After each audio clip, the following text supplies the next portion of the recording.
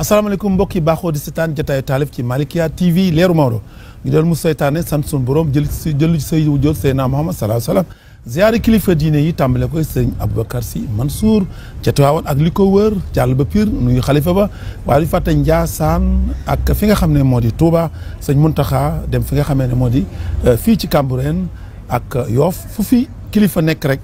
taam ñu la yaakaar te ngay dox ci wàllu li nga xam moo di diine ji di ko taxaw ñu ngi lay nuyu lu bare ñu feebar tëdd ci lal l'hôpital yàlla na yàlla fëgg seen bopp ñu nekk ci bërëbu kaso yi yàlla na yàlla dénk ko xoolu muñ bañ génn te bañ cee delluwaataat ci yenn yi nekkoon waaye koo xamee yaay ut amoo ak koom yàlla na nga am koom gu lew te nga mën koo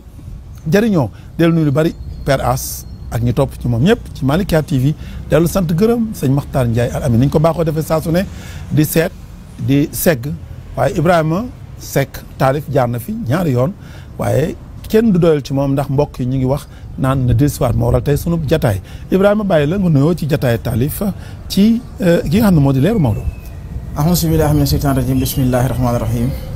asalaamaaleykum wa rahmatullah rabbi shrah li sadri wa yassir li amri wahlul uqdatan min lisaani yafqahu qawli raditu billahi rabba wa bil islami diina wa bi muhammadin sallallahu alayhi wa sallam nabiya mbokki Sénégal mbokki àddina fépp fi waaye nekk ñu ngi lay wax yàlla na sunu borom defal jàmm